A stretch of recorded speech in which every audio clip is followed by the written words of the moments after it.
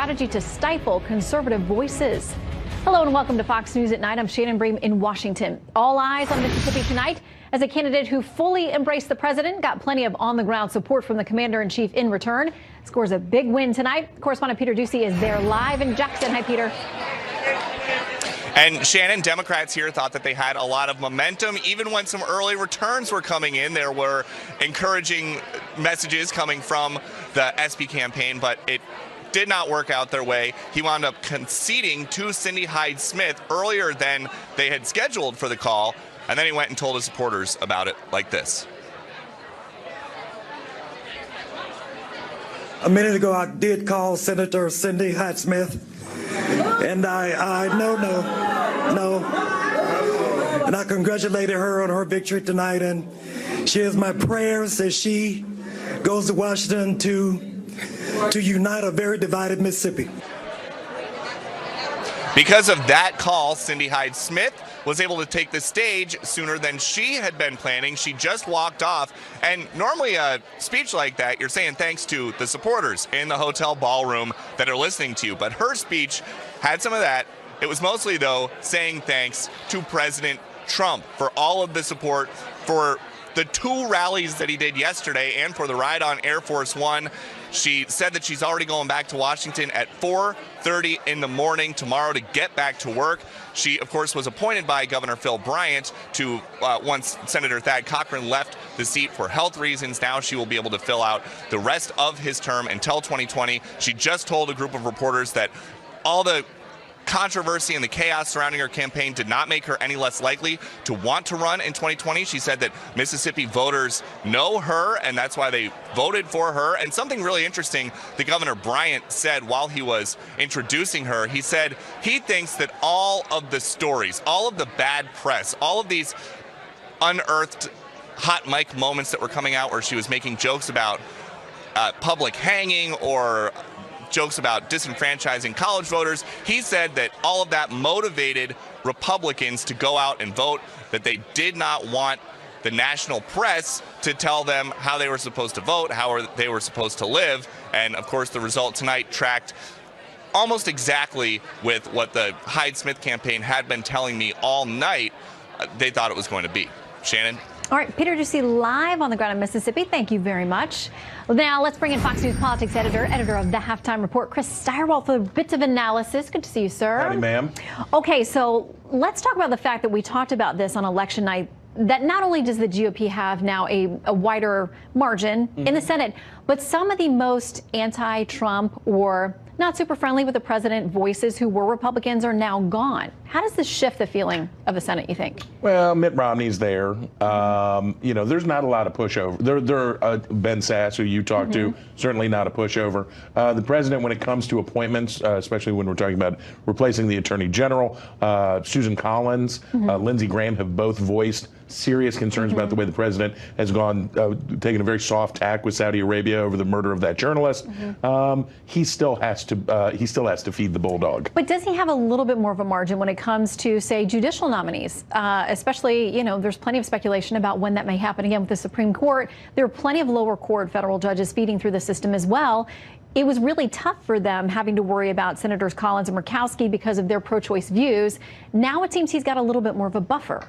I don't want to take anything away from Susan Collins' pro-choice views, but that didn't prove to be too great an impediment in the past. That wasn't a giant stumbling block. These have been very conservative judges.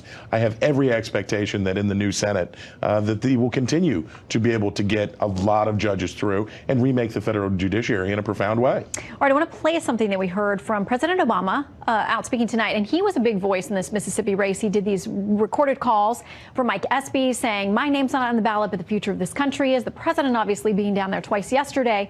Here is what President Obama is saying tonight about our current political environment.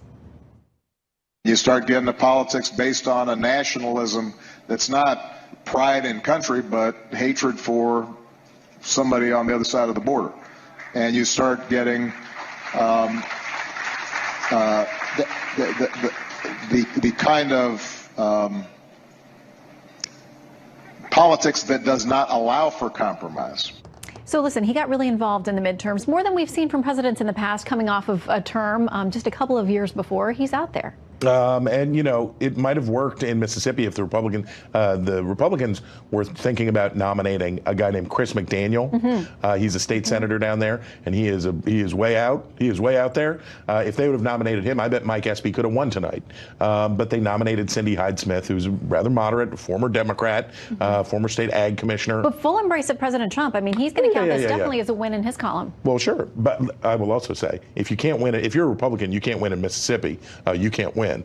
But the Republicans chose the better course. They won a seat, maybe not by as big of a margin as they would have hoped, but a win is a win. Pretty convincing. Well, I mean, it should. I mean, the president won by 20 points there. This looks, at the last check, it was more like 10 points. So Mississippi is an astonishingly racially divided state. Almost all of the Democrats, or almost all of the black voters are Democrat.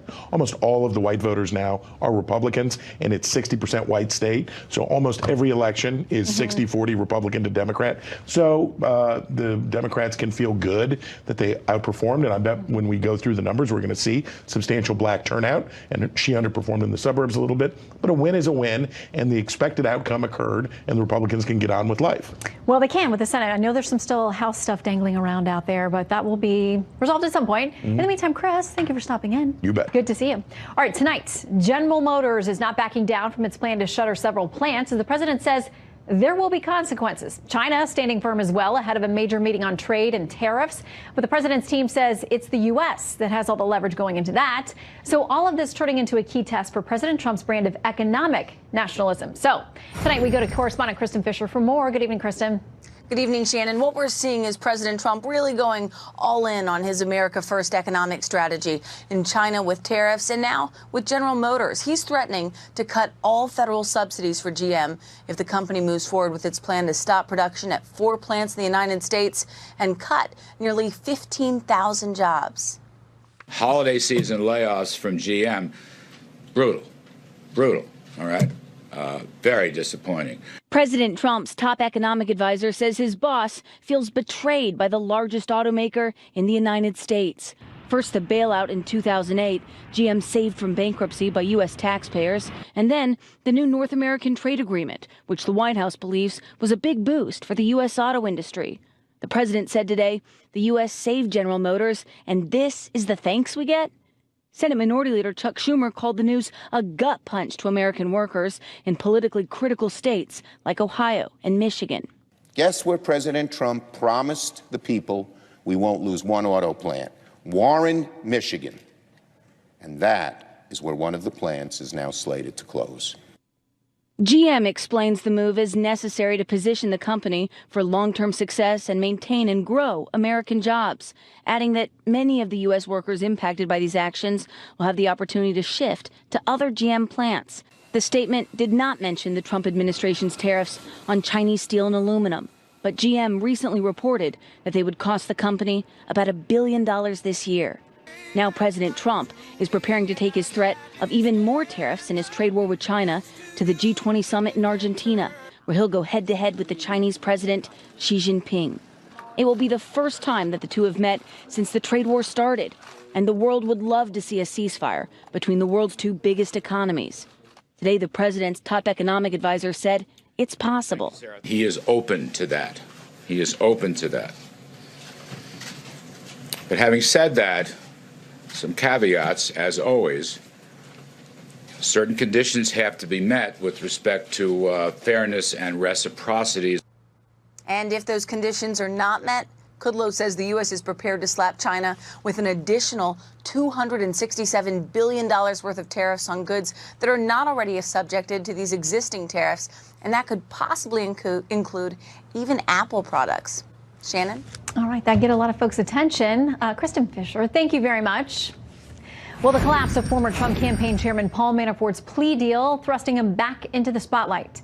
Tonight, the president's again calling special counsel Robert Mueller's investigation a phony witch hunt waged by what he calls a gang of angry Dems. On Capitol Hill, Republican Senator Jeff Flake wants to protect Mueller, and he's trying to force the Republican leadership to bring a vote on that, or he says he's going to continue to block the cornerstone of the Trump presidency, which is the confirmation of conservative judges. Here's senior Capitol Hill producer Chad Pergram. Republican Arizona Senator Jeff Flake wants his colleagues to inoculate Robert Mueller from presidential interference. I ask unanimous consent. Flake needed the blessing of all 100 senators to consider his bill to protect Mueller, but Senate Majority Leader Mitch McConnell blocked Flake. Majority Leader, objection is heard. Flake says he'll try the same tactic again on Wednesday. Better luck this time? I don't know. I know that they've been trying to see if the votes are there for it. So we'll see. McConnell isn't concerned about Mueller's future. He doubts the president would fire the special counsel. This is a solution in search of a problem. Would you repeat what you did and object as they ask unanimous consent to bring that bill to the floor tomorrow like they did? I probably would, yeah. Flake won't back President Trump's judicial nominees unless his Mueller bill gets a vote. Republican gained Senate seats in January, but now there are only 51 Senate Republicans. One defection by Flake makes it harder to get nominees out of committee and confirm them on the floor. A key test vote for Flake comes as early as tomorrow, with a procedural vote on President Trump's nominee for the federal bench in eastern North Carolina. Judge Thomas Farr has ruled on controversial voting laws, earning him the ire of Democrats, including Senate Minority Leader Chuck Schumer. There's also an effort to Velcro the Mueller protection bill onto a measure to avoid a partial government shutdown next week over the president's border wall. I didn't know Robert Mueller needed protection. There's nothing out there doing. But I do know the southern end of our country needs protection. Shannon, tonight Republicans are trying to get clarity from Flake about this stand he's taking on the special counsel. Ted Pergram, thank you very much. Senator Ben Sasse is a key member of the Senate Judiciary Committee, looking at this issue regarding protecting the special counsel and confirming judicial nominees. He's also been keeping a close watch on White House trade policies. Senator Sasse joins us now for more on our top two stories tonight. Senator, great to have you with us. Good to be with you, Shannon. Thanks. Okay, so let's start, because tomorrow you've got a hearing on a nominee that's generating some controversy. In the meantime, your GOP colleague, Senator Jeff Flake, says not voting on any judicial nominees until there's a vote on this measure that would protect the special counsel. And tonight, the Senate Majority Leader Mitch McConnell says it's, in search of a problem that doesn't exist. The president's not going to let him go. Where do you stand on that? I think there are three big buckets of issues you just named. Judicial nominees between now and the end of the year, judicial nominees that haven't yet gone through committee, and the special counsel issue. So one of the things that President Trump has done a phenomenal job on is he's picked some really great judges. I think in the coalition that he put together in the 2016 election, a bunch of people were excited about the way he built a list about Supreme Court nominees and the kinds of judges he pledged to nominate, and he's done that. And we on the Judiciary Committee have set an all-time record at confirming circuit court judges over the last 2 years. I think we have 31 pending judges on the floor. So I think Senator Flake's threat/bargain doesn't touch those 31. And so we have a lot of votes pent up that we need to have happen over November, December. Then there are a bunch of judges that we're still trying to get through the Judiciary Committee. Chairman Grassley, our outgoing chairman, who's going to head over to Finance, would still like to move a lot, and a number of us would like to move a lot. And then there's the special counsel protection bill. I think that Bob Mueller's work is important and needs to be protected, but I don't think there's going to be a vote on that piece of legislation between now and the end of the year. There's just a lot on the calendar. You think there should be? It's not going to get through the House.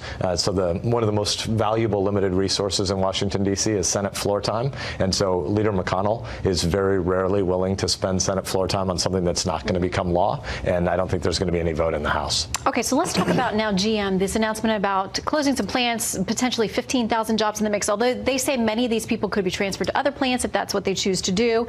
The president obviously not very happy, tweeting today about possibly taking subsidies away from them, although I believe that would require some congressional action to get that done. The truth is, GM got a $51 billion taxpayer-funded, at least in part, bailout. Is it fair to say that they have some obligation to the American worker? Well, first of all, let's just say to those 15,000 families, this is a tragic week. This is a rough set of news for people to receive, and so I think we want to grieve with those families. In addition, the long-term competitiveness of the auto industry is driven by, can you build higher quality, lower cost products than a lot of our competitors? And there are a whole bunch of inputs to that equation. And the number one thing that's happening in the automotive industry is more and more technology is automating processes. And over time, you're probably going to to build cars with fewer labor inputs. And so there's a long-term trend here in the automotive industry that we're going to have to think about the future of work and future of labor stuff. In addition, the steel tariffs aren't helping. I've talked to auto industry insiders and executives over the course of the last 2 or 3 days, and clearly the steel tariffs have big negative consequences if you're trying to work in a car What about company. the president's assertion that it's about the Fed? Their interest rates going up and other policies that he says are hurting his ability to try to do things to help American workers.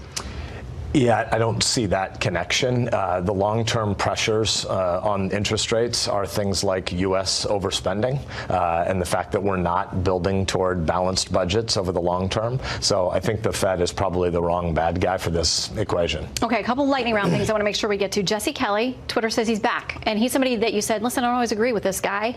I think he despises me, so I think it's more than just maybe it's both ways. Yeah. But you say the answer to offensive speech potentially is not less speech, it's more. Yeah, so a couple distinctions are really important. One, Twitter is a private company. They're not the government. And so the First Amendment is a prohibition on government restriction of speech or religious liberty or association. And yet, the First Amendment is the beating heart of American life and American society. And when you encounter people that you don't agree with, usually the right answer is to talk to them longer and try to persuade them and listen to your neighbor and engage different kinds of arguments. And so right now, when we hear speech, when Americans are encountering speech they don't like on a college campus or on social media, they're acting like the first instinct is to shut people down or shut them down or deplatform them. That's a bad trend in American life. We need to embrace more vigorous debate. That's the American way to handle disputes. Yeah, and when it involves the government, the Supreme Court is almost always unanimously on the side of free speech and the First Amendment. I want to ask you, though, about some poll results. These are informal. They're on the internet. It has to do with millennials, people 38 and under. But I was a little disturbed, and I imagine you would be, too. Half of those surveys believe the U.S. is sexist and racist. 1 in 8 millennials agree that America was never a great country, and it never will be. 84% of Americans can't even enumerate the rights enumerated in the First Amendment. We're doing a bad job at teaching civics, and it's hard, in Ben Franklin's words, for a republic to be maintained if we don't pass along to the next generation an understanding of who we are and what we believe. America has limited government because government is about power. Government is about coercion, and most of the interesting things in life are about neighborliness. They're about love. They're about persuasion. And so the center of the world for Americans is supposed to be all the cities and towns and neighborhoods where your viewers are living, not Washington, D.C. Washington, D.C. is supposed to be a place that is public servants maintaining a framework for ordered liberty, but that means our people need to know the freedom of speech, press, religion, assembly, protest. And if the next generation doesn't know it, the republic's in some danger, and we need to do a lot better civics than we're doing. Yeah, and that's a nonpartisan issue. We can all agree on, hopefully. Senator, thank you for your time. Good to see you. Thanks for the invite. All right, America's longest war claims 3 more lives as the Taliban takes responsibility for a roadside bomb that killed 3 U.S. soldiers and severely injured at least 3 others. We'll talk to General Jack Keane about that. And what happens now? We're going to take a look at the collapse of Paul Manafort's plea deal, what it means for the Russia probe, plus breaking news tonight on the Jerome Corsi connection to the Mueller probe.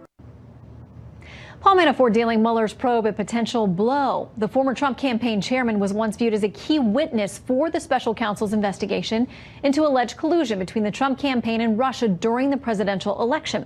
Well, tonight, correspondent Garrett Tenney has the very latest on Manafort and on author Jerome Corsi dealing with new allegations involving WikiLeaks tonight. Tonight, prosecutors reportedly believe author Jerome Corsi tipped off Republican strategist Roger Stone months before WikiLeaks released thousands of emails stolen from Hillary Clinton's campaign. That's according to a document drafted as part of a plea offer to Jerome Corsi obtained by the Washington Post. The document quotes Corsi as saying, "A friend in embassy plans 2 more dumps." He added that the impact of the release was planned to be very damaging. WikiLeaks founder Julian Assange has been living in the Ecuadorian embassy in London since 2012. Corsi said he's rejected the offer to plead guilty to a false statements charge. He says he didn't knowingly mislead investigators. This is a political witch hunt. Because I did not have a contact with Assange, but yet had figured out that Assange had Podesta's emails, and I figured it out and told Roger Stone and told many people in August. Former Trump campaign chairman Paul Manafort also reportedly involved with Julian Assange. According to the British newspaper The Guardian, he met with Assange on at least 3 occasions in 2013, 2015, and most importantly, in March of 2016, just before he joined the Trump campaign. Manafort blasts the report as totally false. President Trump weighing in tonight, tweeting, "The Mueller witch hunt is a total disgrace." Echoing similar tweets this morning. Wait until it comes out how horribly and viciously they are treating people, ruining lives for them refusing to lie. Mueller is a conflicted prosecutor gone rogue. His press secretary questioned in today's White House briefing whether a pardon could be in the offing for Manafort if he holds out. I'm not aware of any conversations for anyone's pardon involving this process at all. Tonight, though, the president's attorney, Rudy Giuliani, didn't rule out the possibility of a pardon, telling the Wall Street Journal right now would not be the time, but he added Manafort should get the same consideration as anyone else. And Shannon, of course, this wouldn't be able to come until after the investigation's over. We've been saying that it's close to over for over a year now, so we'll see if that actually happens. We're standing by. Yeah. All right, Garrett, thank you. Got it. All right, so let's break this down with tonight's Power Panel. Former Deputy Assistant Attorney General Harry Litman, Fox News contributor Guy Benson, and former Deputy Assistant Attorney General Tom Dupree. Gentlemen, welcome to all of you. Hey, Shannon. Hey, Shannon. Okay, so let's start with Jerome Corsi first. I mean, there is a document online that's supposed to be what they were working on, allegedly drafting before this plea deal with the Mueller team fell apart. It references people not by name, but it would seem to suggest we're talking about WikiLeaks and Julian Assange and all kinds of other key players here. Harry, Corsi says he's not going to agree to this because he's not going to lie. Where do we go from here? Well, first, I kind of doubt that. He's a fabulist from way back. I think it's more likely that Mueller doubted Corsi's probity.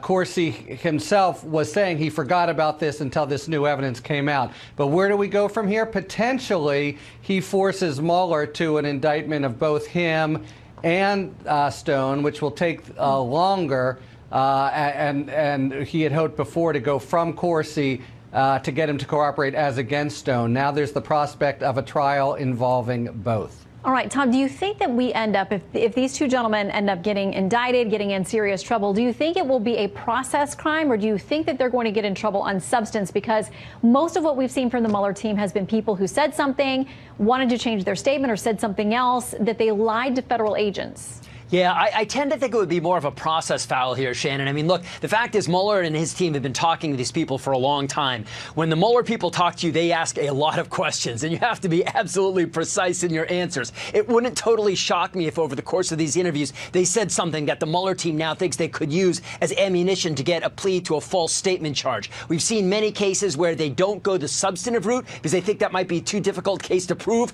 but they wind up getting a plea to a false statement or something along those lines. Wouldn't surprise me if that's how this plays out here.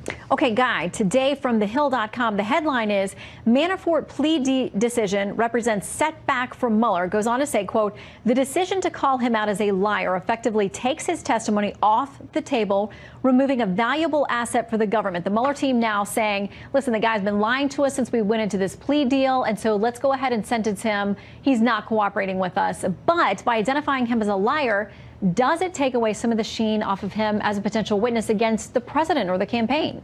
Yeah, definitely. If he was going to be called in a trial, all the defense would have to say is, look, the prosecution, Mueller's own team says this guy's a liar. Not only did he lie to them repeatedly after he made the plea deal, he kept lying to them and put all this other stuff in jeopardy. He's reckless. He doesn't tell the truth. And look, Mueller and his team, they're not stupid people. They knew that. They're well aware of what I just said, and yet they still move forward anyway with this very public shaming, basically blowing up this plea deal that they had reached with Manafort. So a very fascinating few days involving quite a colorful cast of characters in this whole saga. Yeah, and Harry, today there was a report that alleged that Manafort had met a number of times with Julian Assange. He had contact with him at key points before joining the Trump campaign. He's absolutely flatly denying this tonight, saying it's totally false and deliberately libelous. He says he's never met him or anyone connected to him. He and WikiLeaks also now apparently considering legal action against The Guardian, which published this story. What do you make of it? Well, the first thing is we're going to be able to figure this out. Anybody who went in or out of the Ecuadorian embassy, we will know.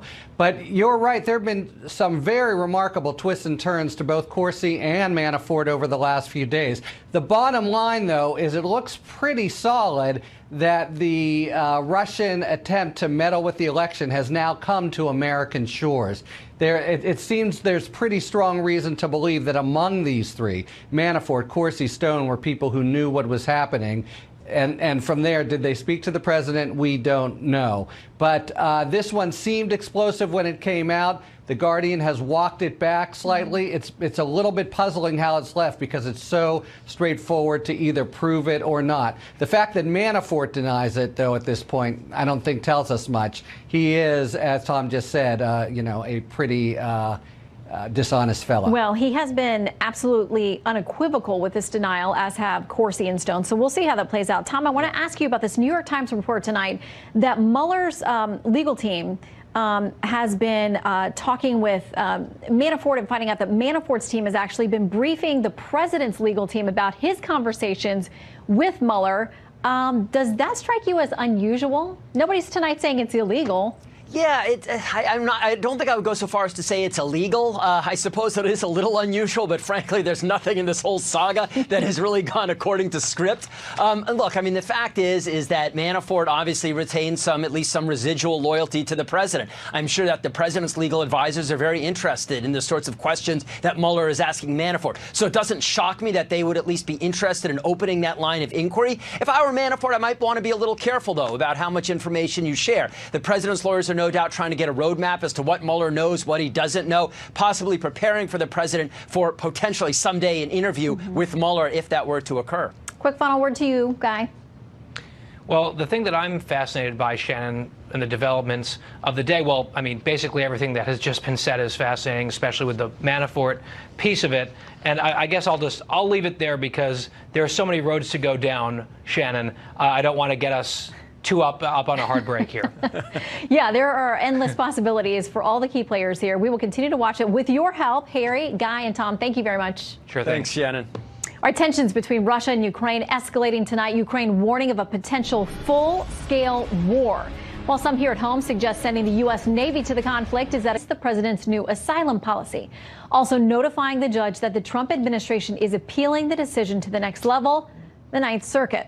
Also tonight, citing fears for their children's safety, residents of Tijuana have closed down a school next to the sports arena where thousands of Central American migrants are now camped out. Correspondent Trace Gallagher is following the latest tensions at our southern border. Good evening, Trace.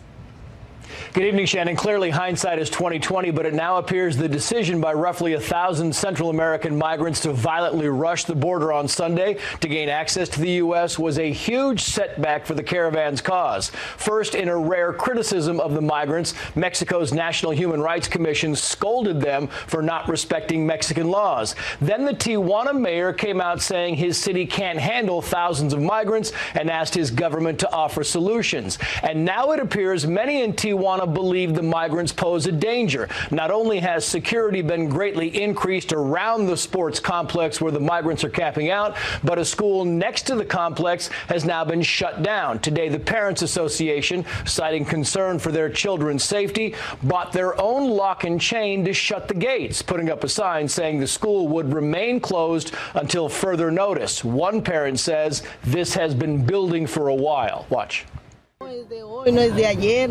It's not something that happened today. It didn't happen yesterday. It didn't happen this week. It happened the day they arrived.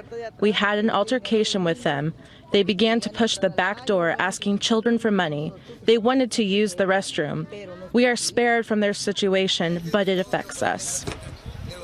Other parents want the migrants relocated, but tonight our crews on the ground captured video of hundreds more arriving in Tijuana from other caravans, and thousands of additional migrants are expected in the coming days. Even the migrants themselves agree that what happened on Sunday hurt their chances of gaining asylum in the U.S., and now many are considering their options to either go back to Central America or take the asylum offer from Mexico.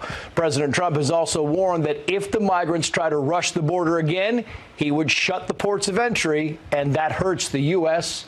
and Mexican economies. Shannon. All right, Trace Gallagher, thank you very much. Big win for private property owners in Louisiana today. The U.S. Supreme Court is ordering a lower court to take a new look at a federal agency's designation of Louisiana timberland as a critical habitat for an endangered frog. found only in Mississippi. The decision, by the way, was unanimous. The case involves a 1,500-acre tract, but writing for the court, Chief Justice John Roberts said the lower court hadn't determined whether or not that frog there could actually survive on the land. Potential loss to the property owners was pegged as high as $33 million. Well, Russia and Ukraine pointing fingers at each other as of the scene of the confrontation between the two countries. Let's discuss it with retired four-star General, Fox News senior strategic analyst, General Jack Keane. Great to have you with us always, General. Yeah, good to be here, Shannon. Okay, so let's talk about this. Today, the Ukrainian president said this. He's quoted as saying, "I don't want anyone to think this is fun and games. Ukraine is under threat of full-scale war with Russia." This is not to be taken lightly. Well, he's facing an election coming up in 2019, and it's a tough election, and he may, in fact, lose it. I'm not suggesting that he's overstating this situation, but I don't think there's the likelihood of a war between Russia and Ukraine, because Russia does not want that. Their economy is struggling. Putin's favorability ratings are at the lowest since this war began 5 years ago. He's got huge problems at home, and the people are getting tired of the troop deployments and the drip, drip, drip of casualties that are happening. So the war is in a different framework in Russia now than what it was when they seized Crimea, and his ratings went sky high. The Wall Street Journal editorial board wrote this. Mr. Trump criticized Barack Obama for tolerating Mr. Putin's seizure of Crimea. But now the Russian is testing Mr. Trump. The Americans should make clear during the G20 summit this week that such aggression will be met with more arms sales to Ukraine and tougher sanctions on Russia. The Kremlin strongmen will be watching for signs of weakness. Yeah, I agree with that. I mean, I don't even think we should meet with Putin based on this incident. And that's a way of putting the marker down and tell them we're not going to meet unless you release the sailors and release the ships back to Ukraine. It's not your property. Secondly, totally agree on sanctions. I think we should do that in concert with the Europeans, and likely we will. I would make an announcement very quickly, because the White House has been considering it for weeks, and that is more lethal aid to the Ukrainians. We've given them an anti-tank weapon called the Javelin, and we've got some other toys, so to speak, to pass on to them. And I would also think about going into the Black Sea with France and probably the UK and possibly Germany, not a lot of ships, but a few ships, every once in a while, to show the Russians that we're not going to be pushed around here, and also to prop up the Ukrainians' political and moral will. Also, we have this terrible news out of Afghanistan that a roadside bomb killed 3 of our U.S. service members, several others injured, we think at least 3. Senator Elizabeth Warren, a Democrat, tweeting this. She says 3 U.S. service members were killed in Afghanistan today. As we grieve with their families, we must ask, how many more must die for us to realize that no amount of U.S. military power will fix Afghanistan? We've been at war for 17 years. It's time to bring our troops home. The president, throughout his campaigning and even as president, has expressed a lot of worry and hesitation about us being in Afghanistan. So what now? Well, it is true. I mean, it's very frustrating, 17 years. I won't go through the whole history of it, but we squandered so many opportunities to turn this around. During the Bush administration, we went to war in Iraq, and Afghanistan became a secondary effort. Obama never put the full effort in the generals had recommended, and then he pulled all the troops out. All that said, the Trump team, I think what they're trying to do, without stating it, what they're doing is they've upped the ante a little bit in terms of the number of troops there to help train the Afghan security forces. But what they principally said is, they say we're going to stay unconditionally. That never existed during the Obama administration. And they're saying that because they want the Taliban to recognize there's resolve here, and they want to force the Taliban to come to the table and discuss a political solution. That is really their strategy. Now, whether that will work or not remains to be seen. The Taliban has tremendous patience. It's been 17 years since they ran the country, and I think they're willing to sort of wait us out here. Yeah. All right, we'll see. General, thank you very much. Yeah, it's good talking to you, Shannon. We're in a new battle.